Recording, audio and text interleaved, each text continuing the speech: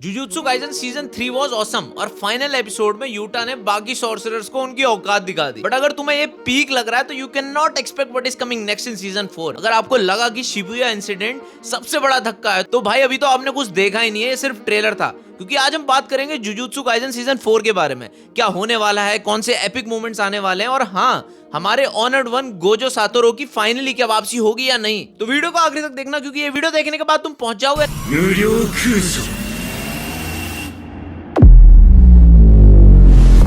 वहां से तुम्हें गोजो सेनपाई भी वापस बचाकर नहीं ला पाएंगे। तो इकुजो ओशी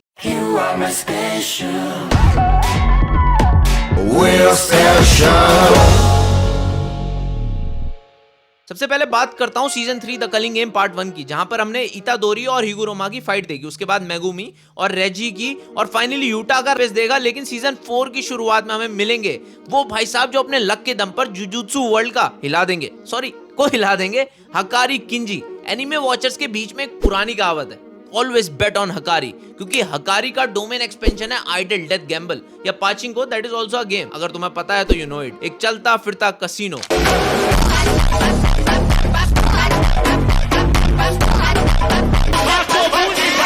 भाई इमेजिन करो एक एनिमे फाइट चल रही है और बैकग्राउंड में कोई रोम कॉम एनिमे का गाना बज रहा है। टोडो और यूजी की माहितो के अगेंस्ट फाइट देखी है तो फाइनल सीन्स तो मेरे भाई कुछ भी नहीं है, क्योंकि जब हकारी जैकपॉट हिट करता है ना तब उसके पास अनलिमिटेड कर्स एनर्जी होती है और वो टेक्निकली इमॉर्टल बन जाता है। सीजन 4 में हकारी वर्सेस काशिमो की फाइट होने वाली है, जो मेरे हिसाब से पूरी सीरीज की टॉप 3 फाइट में से एक है। काशिमो गॉड ऑफ लाइटनिंग फाइट करेगा हकारी के लक से। जनरल एडवाइजरी, अगर आपको लगता है कि गैम्बलिंग बुरी बात है तो हकारी को देखने के बाद आप बोलोगे भाई थोड़ी बैटिंग तो चलती है यार। और अगर तुम बैटिंग करते हो तो ये एपिसोड बिल्कुल मत देखना मेरे भाई, क्योंकि इसके बाद तुम्हारा घर भी बिक सकता है। अब बात करते हैं उनकी जिन्होंने वुमेन एम्पावरमेंट को एक नया ही मतलब दे दिया है, हमारी अपनी माकी जेनिन।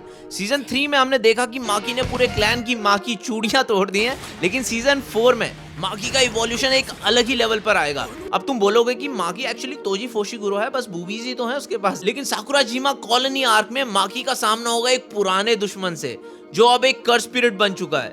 इस फाइट के दौरान माकी को रियलाइज होगा कि वो अभी भी टोजी जितनी फ्री नहीं है, क्योंकि जब वो अपना फुल पोटेंशियल अनलॉक करेगी तो दोस्तों तैयार रहना पीक एनिमेशन के लिए, क्योंकि जब माकी चलती है ना तो धरती हिलती है। स्पॉइलर अलर्ट, सीजन 4 के एक सीन में जहां माकी हवा में स्टैंड इन करेगी और इनविजिबल फोर्सेस को महसूस करेगी, वो मापा के एनिमेशन में पीक फिक्शन होने वाला है। तो बी रेडी गाइस, आपने अभी तो कुछ देखा ही नहीं। सीजन 4 में हमें एक और बैटल देखने को मिलेगा, ब्रेन इन जार केंजाकू वर्सेस यूकी और हमारे एमवीपी बिग ब्रदर चोसो के साथ। यूकी जो इतने टाइम से सिर्फ what is your type of women पूछ रही थी, फाइनली दिखाएगी कि वो स्पेशल ग्रेड क्यों है। उसका शिकिगामी गरुड़ा और उसकी टेक्निक स्टार रेज पूरे स्पेस टाइम को हिला देने वाली है। लेकिन केंजाकू भाई ये बंदा अलग ही लेवल की चीज है, इसने ऐसे इतने बैक शॉट्स नहीं लिए, मैं बता रहा हूं तुम्हें। वो जीतने के लिए कितना भी झुक सकता है, यू नो इट। अगर तुम्हें पता नहीं है कि यूजी को पैदा करने के लिए इसने क्या क्या झेला है तो तुम इसका डेडिकेशन बिल्कुल नहीं समझ सकते भाई।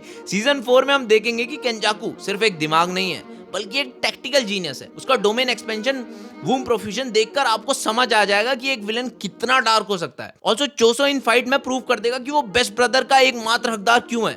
ओनीचान power is real guys and I am not even kidding to you. Finally जैसे जैसे सीजन 4 आगे बढ़ेगा माहौल गर्म होता जाएगा। हम देखेंगे कि ऐसे मेगुमी की बॉडी के साथ एक बहुत बड़ा हादसा होने वाला है। सुकुना जो इतने टाइम से यूजी के अंदर प्रॉपर्टी टैक्स भरे बिना रह रहा था, वो अपना असली रंग दिखाएगा। और बिना स्पॉइलर के इस पर बात करना थोड़ी सी मुश्किल है। तो अब आते हैं उस मूवमेंट पर जिसके लिए हर जुजुत्सु काइसन फैन ने पिछले 3 साल से मन्नत मांगी हुई है, इस गोजो बैक इन सीजन 4। दोस्तों अपना दिल थाम लो, क्योंकि सीजन 4 के क्लाइमेक्स में हम उनका चेहरा देखेंगे जो कहता है